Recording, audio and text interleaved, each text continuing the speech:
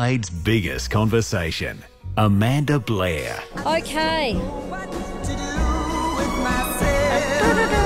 I just don't know what to do with myself. Baby. Well, I actually do know what to do with myself, and that is to turn the microphone on and to talk to my next two guests, and I'm quite excited about that because today we are talking about the economy and perhaps getting a greater understanding of what some of these terms mean that float around. You know, when people say that it's, good for spending, it's good for the home loans, it's good for interest rates. What is it? And how the hell is this mining boom going to affect us here in South Australia when it comes to our finances and the economy? Let's talk to Peter Evers. He is the MD of People's Choice Credit Union, and Luke Havelberg, who is the Treasury Manager. Welcome to the show, gents.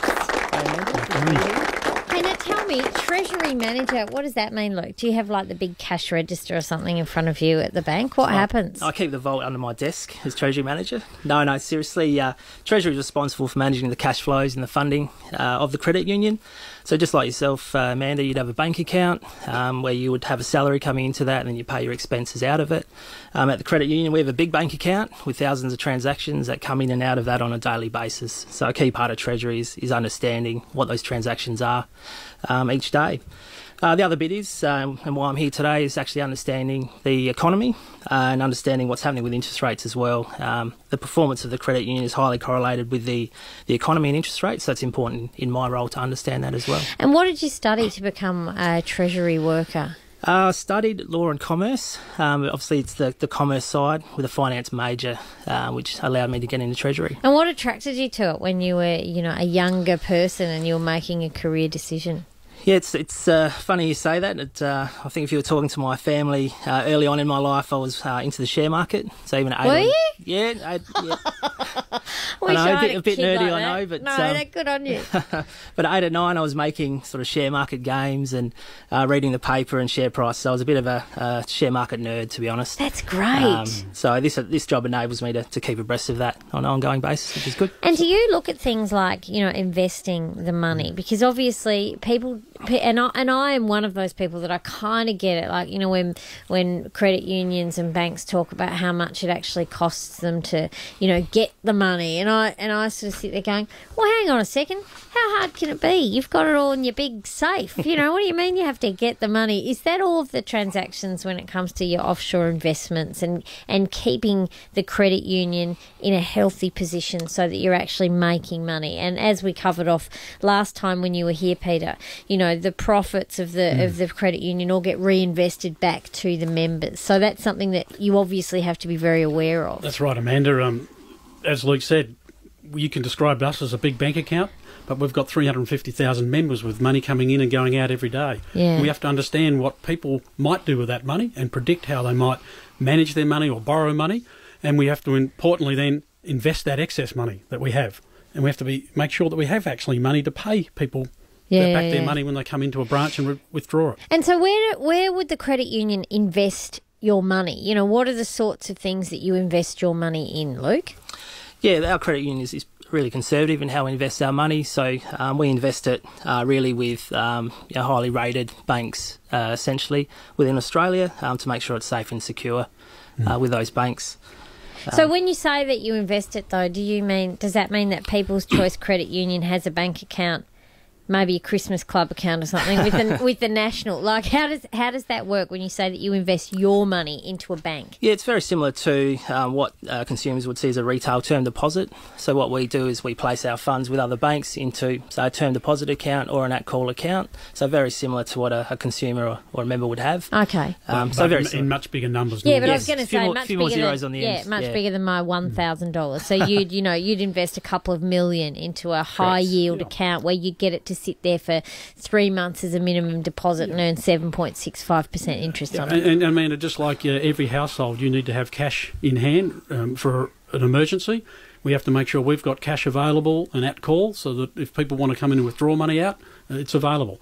So we manage the time that we've got money invested. We also manage the return on that money. Right. And so you, Luke, in Treasury, your job is looking at things like the global financial crisis, for instance, and making sure that all your investments are shored up in reasonable and safe and sound investments, Oh, so that when you go yeah. to call them in, you're not going, hang on a second, the bottom's fallen out of that. I've just lost the credit union gazillions of dollars. Yeah, no, that's very top of mind for us, Amanda. So all our investing is very safe, and we're all governed by APRA, the Prudential Authority in Australia. All banks are governed by APRA. So it's important that we invest our funds where they are happy with and comfortable with as well from a safety perspective. So that's one of the great things about the Australian economy, that we have a very strong regulatory regime that says what you can and can't do, and they come and inspect our books, inspect Yeah. our bank account, and make sure that we're compliant so that people's money is safe and secure and that they can get it back when they need it.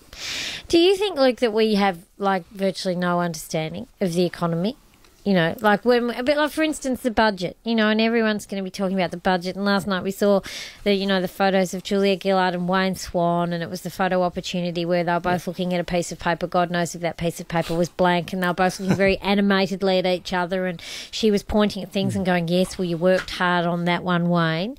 You know, most of us won't really have that much of an understanding of what's going on. And I think we all look for what's important to us, whether it be tax concessions for families or an increase in the pension or an increase in funding into whatever sector that we're involved in. Yep. Yeah, I mean, everyone looks at what's in it for them. From my perspective, I'll look at the budget tonight and see how it may impact our members or our consumers in the marketplace, and how that may flow to the performance of the credit union as well. So I'll probably look at it from my own personal perspective and interest, and how it will affect me as a person, but also look at it from how it will affect the credit union as And well. Amanda, it's very important that you say that people don't understand, and that's generally correct, because there is a lot of technical words used and big numbers and big decisions made for the long term. But everybody wants the country to be run well. It's like our household budget. We want our budget to be run well, and the federal government and the state government have a responsibility to manage the public money on our behalf well. Because, of course, if that's managed well, then it means that there is less pressure on interest rates, which means that we live in a safer and more stable economy where we're not all packing ourselves, that there's going to be an interest rate hike to slow down spending, which will mean that we will all be going, how much for our mortgage every month? So it's important, isn't it, that the government actually govern the Treasury really well. I mean, it's probably the most important thing, because without good management in the Treasury, there's no flow on into any of the portfolios that we might be interested in. Yeah, that's correct. And I think overseas we're seeing an example of where countries have continued to run deficits forever, essentially. So in Australia, it's good to have prudent economic management and fiscal discipline about moving back to a surplus at some stage. And that does open the door for the Reserve Bank to keep rates where they are, or to indeed lower them, because they see some of that stimulus coming out of the economy over the next 12 months, and they may look to come in and provide some of their own stimulus. So like countries, like your own household budget, you might borrow for a big investment decision like your house, but you'll have a repayment plan and you want to stick to that. If you keep borrowing, at some point you won't have the income to actually repay the loan. And that's and looking at this from a state level, that is a really big thing that this government are dealing with and grappling with, and obviously, I'm talking about the Labor government at the moment with the hospital, and the Liberal government is saying that it's going to cost X million dollars every day just to keep that hospital going, and obviously to pay for the building. The Labor government is saying, well, yep, we can afford it. It's fine. We understand that we'll have the increase in population. We've got the mining boom, and because it all kind of blends in together, doesn't it, Luke? I mean, we are going to have a mining boom, which means that there's going to be more people living in South Australia and working in South Australia, shopping in South Australia, and therefore having more GST revenue that will come back to the state as profit. There you go, happy times, that can then be used to pay for our ongoing infrastructure and development. Yeah, that's correct. In South Australia, we do have some mining exposure through the mining boom, but we've also got a large retail and manufacturing sector at the moment, which is struggling. So what we're looking for tonight, and also from our state government, is things to be able to support the consumer and also our business in South Australia in those sectors as well. While it's great and we'd like to see more of the mining boom coming to South Australia, we need to be mindful that there's other sectors as well that are struggling compared to the mining sector. But I think manufacturing it's got a pretty bleak future, doesn't it, in South Australia? I mean, it's expensive to manufacture things these days, and we have to be looking for alternate industries like tourism, which is a no-brainer. We've got these amazing tourism destinations. We should be capitalising on them as much as possible. That is true in one sense, that there are some very traditional industries that are exposed to extreme competition from overseas countries, but there are some other manufacturers that have got a very strong niche and invest in high technology, high research and development, and actually world leading. And our defence industries would be an example of that. Yeah. So there's a balance in that. So we've got to be careful about just branding a group of industries in saying they're declining when there are good industries and there are those that are... When I say manufacturing, though, I suppose I mean like your car industry, for instance. I mean, we've lost Mitsubishi. It's very hard for us as a state and as a country to compete economically when it comes to car parts manufacturing or anything that's actually physical that you have to put together. The new and emerging industries, like Silicon Valley, for instance, which was started in the 70s, which is pretty much now, you know, the centre hub for computer technologies in the world. They're the sorts of things that we should be looking at in our film industry as well, where we've really got great facilities here, and if we can find ways of incentivising companies to actually come to South Australia, then we're all going to be better off. Yeah, and our big opportunity is to value add. Yeah. We've got a very highly educated population here in Australia and South Australia.